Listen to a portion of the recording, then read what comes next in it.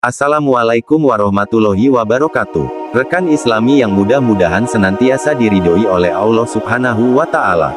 Berbicara perihal penyebaran Islam di Indonesia, banyak sekali kisah tentang perjuangan para wali Allah yang menyebarkan agama Islam, salah satunya Sayyid Sulaiman Betek Mojo Agung Jombang. Bagaimana kisah perjalanan beliau hingga sampai di Indonesia, berikut ulasannya. Biografi Sayyid Sulaiman Betek Mojo Agung Jombang. Sekitar pertengahan abad ke-16 Masehi tersebutlah seorang pemuda gagah berdarah Arab di tepi barat Pulau Jawa, Cirebon. Selama beberapa bulan ia berlayar dari kampung halamannya di negara Yaman. Saat itu memang sedang gencar-gencarnya orang-orang Arab berimigrasi ke tanah Jawa.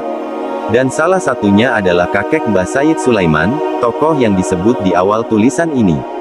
Orang-orang Arab ini datang dengan maksud bermacam-macam. Ada yang berdakwah untuk menyebarkan agama Islam, ada pula yang berniaga seraya berdakwah. Pemuda itu bernama Abdurrahman. Ia adalah seorang sayyid keturunan Rasulullah yang bergelar Basyaiban. Basyaiban adalah gelar warga Habib keturunan Sayyid Abu Bakar Syaiban, seorang ulama terkemuka di Tarim, Hadramaut, yang terkenal alim dan sakti. Sayyid Abu Bakar mendapat julukan Syaiban, yang beruban karena ada kisah unik di balik julukannya itu. Suatu ketika, Sayyid Abu Bakar yang saat itu masih tergolong muda menghilang. Sejak itu ia tidak muncul-muncul. Konon, ia uzlah untuk mendekatkan diri kepada Yang Maha Kuasa. Baru setelah sekitar 30 tahun, Sayyid Abu Bakar muncul di Tarim. Ia tetap tampak muda, tapi aneh, rambutnya putih, tak selembar pun yang hitam. Ia seperti berambut salju. Sejak itulah orang-orang menjulukinya Syaiban, yang beruban. Abdurrahman masih tergolong cicit dari Sayyid Abu Bakar Basyaiban. Ia putra sulung Sayyid Umar bin Muhammad bin Ahmad bin Abu Bakar Basyaiban. Lahir pada abad 16 Masehi di Tarim, Yaman bagian selatan, perkampungan sejuk di Hadramaut yang masyhur sebagai gudang para wali. Dalam masa perantauannya ke Nusantara, tepatnya di Pulau Jawa, Sayyid Abdurrahman memilih bertempat tinggal di Cirebon, Jawa Barat. Beberapa waktu kemudian, ia mempersunting putri Maulana Sultan Hasanuddin, -1570 m. Putri bangsawan itu juga masih keturunan Rasulullah. Ia bernama Syarifah Hadijah, cucu Raden Syarif Hidayatullah atau Sunan Gunung Jati. Dari pasangan dua keturunan Rasulullah ini, lahir 3 orang putra, Sayyid Sulaiman, Sayyid Abdurrahim terkenal dengan sebutan Mbah Arif Segoropuro Pasuruan, dan Sayyid Abdul Karim. Mewarisi ketekunan leluhurnya dalam berdakwah, keluarga ini berjuang keras menyebarkan Islam di Jawa, tak jauh dengan apa yang telah dilakukan oleh Syarif Hidayatullah, Sunan Gunung Jati, di Cirebon. Pengaruh dan ketekunan mereka dalam berdakwah membuat penjajah Belanda khawatir. Maka ketika menginjak dewasa, Sayyid Sulaiman dibuang oleh mereka. Putra sulung Sayyid Abdurrahman ini, kemudian tinggal di Krapyak, Pekalongan, Jawa Tengah. Di Pekalongan, beliau menikah dan mempunyai beberapa orang putra. 4 di antaranya laki-laki, yaitu Hasan, Abdul Wahab, Muhammad Bakir, dan Ali Akbar. Dari Pekalongan Sayyid Sulaiman berkelana lagi. Kali ini, Solo Surakarta menjadi tempat tujuan. Selama tinggal di Solo beliau terkenal sakti. Kesaktiannya yang sudah masyhur itu mengundang rasa iri seorang raja dari Mataram. Sang raja ingin membuktikan kesaktian Sayyid. Maka diundanglah Sayyid ke keraton. Saat itu di istana sedang berlangsung pesta pernikahan putri bungsu sang raja. Sayyid Sulaiman dipanggil menghadap. Untuk memeriahkan pesta pernikahan putri bungsunya ini, raja meminta agar Sayyid memperagakan pertunjukan yang tak pernah diperagakan oleh siapapun. Sulaiman, Anda ini orang sakti.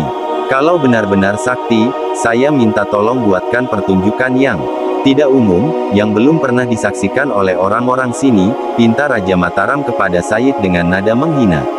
Mendengar permintaan raja yang sinis itu, Sayyid meminta pada raja untuk meletakkan bambu di alas meja, sembari berpesan untuk ditunggu. Sayyid Sulaiman lalu pergi ke arah timur.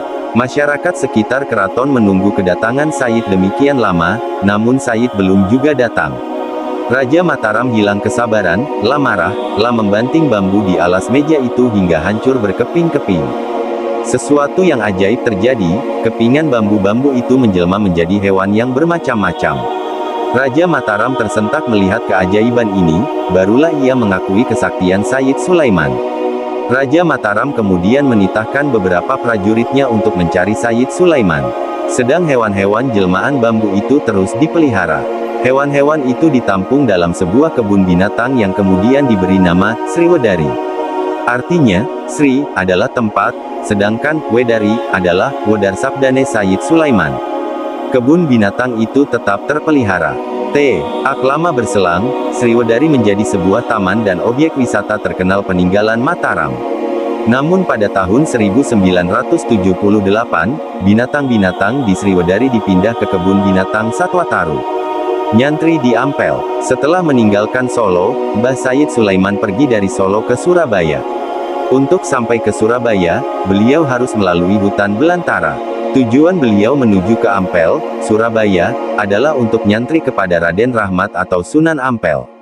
Kabar keberadaan Sayyid Sulaiman akhirnya sampai ke telinga Raja Mataram. Ia mengirim utusan ke Surabaya untuk memanggilnya. Di antara utusan itu ada Sayyid Abdurrahim, adik kandung Sayyid Sulaiman sendiri. Sesampainya di Ampel, ia sangat terharu bertemu kembali dengan kakaknya tercinta. Dan akhirnya, ia memutuskan untuk tidak kembali lagi ke Mataram. Ia ingin belajar kepada Sunan Ampel bersama sang kakak. Pada suatu malam, saat murid-murid Sunan Ampel sudah tertidur pulas, tiba-tiba terdapat dua kilatan sinar menerpa dua orang murid Sunan Ampel yang sedang tidur. Sinar itu berwarna kuning keemasan. Sunan Ampel yang saat itu sedang tidak tidur, menghampiri tempat jatuhnya sinar tadi. Karena keadaan yang gelap, beliau tidak dapat melihat dengan jelas wajah kedua santrinya yang diterpa sinar keemasan ini. Beliau memutuskan untuk mengikat sarung kedua santrinya itu. Usai salat subuh, Sunan Ampel bertanya kepada para santrinya, siapa yang sarungnya tadi malam terikat? Mbah Sayyid Sulaiman dan Mbah Abdurrahim mengacungkan tangan. Lalu, Sunan Ampel berkata, mulai sekarang, santriku jangan panggil Sulaiman, jangan panggil Abdurrahim toh, tapi panggillah Mas Sulaiman dan Mas Abdurrahim. Panggilan ini menjadi cikal bakal sebutan, Mas, semacam, Gus, oleh santri untuk memanggil keturunan para masyayikh. Riwayat belajarnya Sayyid Sulaiman kepada Sunan Ampel ini sebenarnya masih sangat disangsikan. Soalnya, terdapat selisih tahun yang terlalu jauh antara masa hidup Sayyid Sulaiman dan Sunan Ampel. Sunan Ampel hidup pada tahun 1401 sampai tahun 1481 abad 14 sedangkan Sayyid Sulaiman diperkirakan hidup pada abad 17 jadi selisih 3 abad 300 tahun, dengan Sunan Ampel. Kemungkinan besar, Sayyid Sulaiman belajar di Ampel ini tidak pada Sunan Ampel sendiri, tetapi pada generasi-generasi penerus beliau. Kemungkinan juga cerita di atas terjadi ketika mereka nyantri kepada Habib Soleh Mbah Semendi. Sulaiman yang sebelumnya sering dihina. Di hadapan sang raja, Mbah Sulaiman memasukkan tangannya ke dalam saku. Tak berapa lama kemudian, beliau melemparkan sesuatu dari dalam sakunya ke halaman. Luar biasa, dengan izin Allah, sang putri muncul bersama kereta dan kursinya di halaman keraton. Konon, ia dibawa lari jin ke alam gaib. Melihat putrinya kembali, hati raja berbunga-bunga. Ia gembira alang kepalang dan meminta agar Sayyid Sulaiman menikahi putrinya itu sebagai tanda ucapan terima kasih atas jasanya. Namun Mbah Sayyid menolak. Beliau memilih kembali ke Kanigoro. Tak lama kemudian, Sayyid Sulaiman diambil menantu oleh gurunya yang notabene pamannya sendiri, Mbah Soleh Semendi. Semula, beliau menolak, tetapi akhirnya beliau menerima permintaan gurunya itu. Beliau menikahi putri Mbah Soleh yang kedua. Sedangkan adiknya, Mbah Abdurrahim, mempersunting putri Mbah Soleh yang pertama, kakaknya istri Mbah Sulaiman.